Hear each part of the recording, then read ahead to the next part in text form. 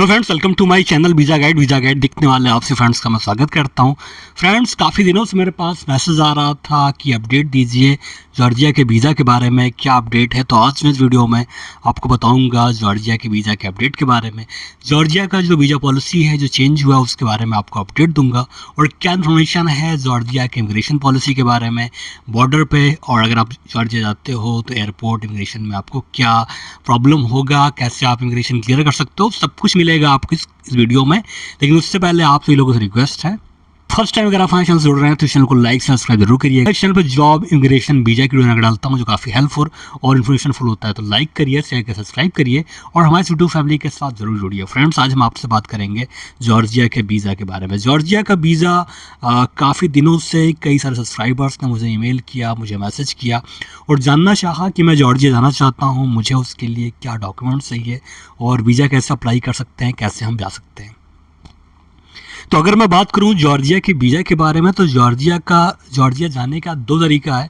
पहला तो ये है कि आप जॉर्जिया का स्टिकर वीज़ा आप ले सकते हो, जो कि आपको जॉर्जियन हाई कमीशन से मिलेगा, जो कि दिल्ली में है। आप वीएफएस के माध्यम से आप जॉर्जिया का वीज़ा ले सकते हो, और सबसे आसान तरीका ये है। दूसरा है कि ई वीज़ा में थोड़ा सा दिक्कत ये होता है कि कभी कभी ई वीज़ा आप अप्लीकेशन करने में आपको दिक्कत हो जाता है कि साइट प्रॉपर चल नहीं रहा है जॉर्जिया का, तो थोड़ा सा दिक्कत आता है अगर आप जॉर्जिया का ई वीज़ा अप्लीकेशन करते हो। सबके साथ तो नहीं आता है, लेकिन कुछ सब्सक्राइबर्स तो मुझे ईमेल किया था, मुझे मैसेज किया था कि उन्होंने जब जॉर्जिया का वीज़ा अप्लाई किया तो उनके एप्लीकेशन में थोड़ा सा प्रॉब्लम आया, तो इसलिए आप ई वीज़ा एप्लीकेशन कर सकते हैं। ई वीज़ा भी है। रिसेंटली 2000 कुछ टाइम पहले जॉर्जिया ने ई वीज़ा कैंसिल कर दिया था इंडियन पासपोर्ट होल्डर्स के लिए, लेकिन 2023 में मई में फिर से रिस्टार्ट कर दिया है। तो अगर अब आप जाते हो तो जॉर्जिया का ई वीज़ा आप ले सकते हो। तो पहला तरीका तो ये हो गया कि आप स्टिकर वीज़ा ले सकते हैं वीएफएस के ज़रिए। दूसरा तरीका ये है कि आप जॉर्जिया का ई वीज़ा ले सकते हैं, जो कि आपको ऑनलाइन एप्लीकेशन करना, आपके ईमेल पे जो वीज़ा है, वीज़ा की कॉपी आपके पास आ जाएगा और उसको आप प्रिंट करके आप जॉर्जिया जा सकते हैं। तीसरा जो सबसे अच्छा ऑप्शन है वो ये है कि अगर आपके पास इन देशों का वैलिड वीज़ा है, मैं लिस्ट बता रहा हूँ, नाम गिना रहा हूँ, अगर आपके पास इनमें से किसी भी देश का वैलिड वीज़ा है तो आप जॉर्जिया जा सकते हैं। ये आपके पास रेसिडेंस परमिट है तो आप जॉर्जिया जा सकते हैं। तो कौन कौन सी कंट्री है इसके बारे में आपको मैं बताता हूँ और नाम आपको गिनाता हूँ। अगर आपके पास इनमें से किसी भी कंट्री का आपके पास वैलिड वीज़ा है, रेसिडेंस परमिट है, तो आप जॉर्जिया जा सकते हैं। तो इस लिस्ट में सबसे पहले नाम है जापान का। जापान का वीज़ा मोस्टली लोगों को लग जाता है और जल्दी लग जाता है, कम डॉक्यूमेंट्स में, कम फीस में आपको जापान का वीज़ा मिल जाएगा। अगर आपके पास जापान का वैलिड वीज़ा है या रेसिडेंस परमिट है तो आप जॉर्जिया जा सकते हो। दूसरा नंबर है कनाडा का। अगर आपके पास कनाडा का वैलिड वीज़ा है, रेसिडेंस परमिट है, तो आप कनाडा के वीज़ा के ज़रिए आप जॉर्जिया जा सकते हो। अगर आपके पास ऑस्ट्रेलिया, जो कि ऑस्ट्रेलिया का आप देखते हैं कि आपको 3 साल का या फिर 1 साल का वीज़ा मिलता है, अगर आपके पास वीज़ा है ऑस्ट्रेलिया का तो आप जॉर्जिया जा सकते हैं, घूम सकते हैं। उसके बाद न्यूजीलैंड का जो वीज़ा है वो काफ़ी इजीली मिल जाता है और काफ़ी सारे सब्सक्राइबर इनके पास है। अगर आपके पास न्यूजीलैंड का वैलिड वीज़ा है तो आप जॉर्जिया जा सकते हैं, घूम सकते हैं। इजराइल का वीज़ा अगर आपके पास है तो भी आप जॉर्जिया जा सकते हैं, घूम सकते हैं। अगर आपका रेसिडेंस परमिट है तो आप जा सकते हैं, घूम सकते हैं।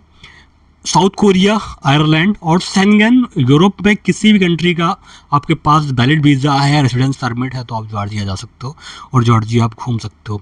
इसके साथ साथ अगर आपके पास गल्फ कंट्री, किसी भी गल्फ कंट्रीज़ का आपके पास अगर रेसिडेंस कार्ड है, जैसे कि मान लीजिए आपके पास इमरात का रेसिडेंस कार्ड है, तो आप जॉर्जिया जा सकते हैं, घूम सकते हैं। और ये जो वीज़ा आपको मिलेगा, वीज़ा फ्री एंट्री आपको मिलेगा, मतलब कोई फीस आपका नहीं पड़ेगा, कोई चार्ज आपका नहीं पड़ेगा बॉर्डर पे या फिर एयरपोर्ट पे। और जो वीज़ा आपको मिलेगा वो 90 डेज़ के लिए मिलेगा। 90 डेज़ आप वहाँ पर रह सकते हैं, घूम सकते हैं, ट्रैवल कर सकते हैं। तो ये अपडेट था जॉर्जिया का। अगर आप जॉर्जिया जाना चाहते हैं तो आपके पास अगर इन देशों का रेसिडेंस परमिट है तो आप जा सकते हैं, अगर इन देशों का वैलिड वीज़ा है तो आप जा सकते हैं। मैं आपको बताता हूँ कि इस लिस्ट में कौन कौन से देश हैं जहाँ का आपके पास वैलिड वीज़ा है, रेसिडेंस परमिट है, तो आपको Georgia visa free on arrival मिलेगा। तो इसमें एक है यूएस का वीज़ा अगर आपके पास है, यूके का है, जापान का है, कनाडा का है, ऑस्ट्रेलिया का है, न्यूजीलैंड का है, इजराइल का है, साउथ कोरिया का है, आयरलैंड का है, शेंगन का है। तो आप जॉर्जिया जा सकते हैं, आपको वीज़ा फ्री ऑन अराइवल मिलेगा 90 डेज़ के लिए। और जॉर्जिया का इमिग्रेशन काफ़ी सख्त है, इसलिए अगर आपका पासपोर्ट फ्रेश है, आप पहली बार जा रहे हो, तो हो सकता है आपको एयरपोर्ट पर दिक्कत हो।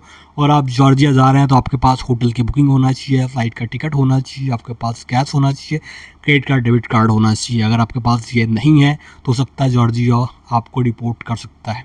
तो इस कंट्री का इमिग्रेशन काफ़ी सख्त है, खासकर जो इंडिया, पाकिस्तान, बांग्लादेश, नेपाल के लोग जाते हैं इनके लिए काफ़ी ज़्यादा सख्त है।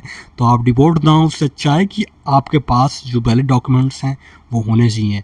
अगर आपको वीडियो अच्छा लगे तो लाइक सब्सक्राइब जरूर करिएगा। मिलते हैं नेक्स्ट वीडियो में लेटेस्ट अपडेट के साथ में, तब तक के लिए बाय, टेक केयर, धन्यवाद, थैंक यू सो मच।